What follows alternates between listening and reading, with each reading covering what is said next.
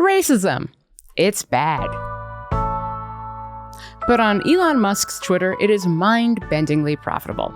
And so is hardcore right-wing content, especially since Elon bought Twitter in 2022 and introduced a system to pay people for the views they get on their tweets in 2023.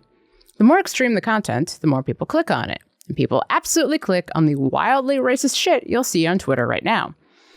And so it shouldn't really be surprising that the people making right-wing content that's also often super racist aren't always deeply committed American patriots or even white nationalists. Actually, a lot of times those accounts are run by people who aren't American, aren't white, and aren't located in the United States at all. Take, for example, an account on Twitter called Inevitable West, which currently has more than 330,000 followers on the platform. And yes, Twitter addicts, as you already guessed, this account uses an AI-generated Creek statue as its profile picture.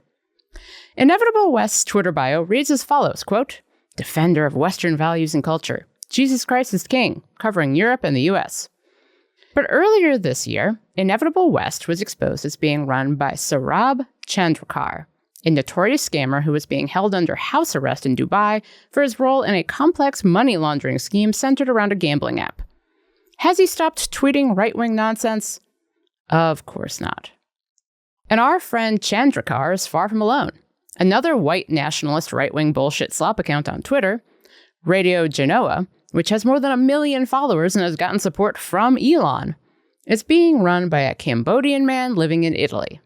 The Radio Europe account, which posted endless anti-immigrant white nationalist rage bait, was exposed last year by a Swedish news outlet to be run by a Turkish couple living in Dubai.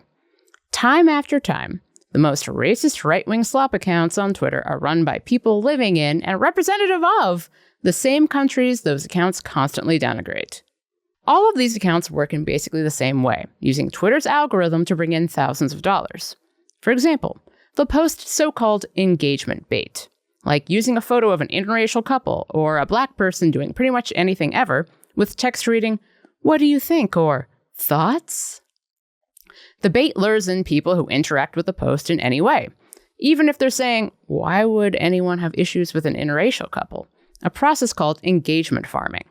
And because America has the largest audience on Twitter, a lot of the bait is centered on American politics and, of course, American racism. I know this seems like some minor bullshit, but if you spend a lot of time on any social media platform, like Twitter, you slowly start to get warped by it.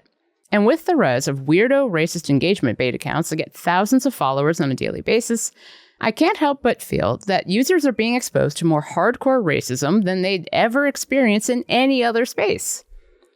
And what gets me most of all is that it's not even real racism. It's racism for profit. Because I'm going to guess that Saurabh Chandrakar doesn't care much about race relations in the United States or the horrifying results of rising racial tensions. He's getting his payout from Twitter, one way or another.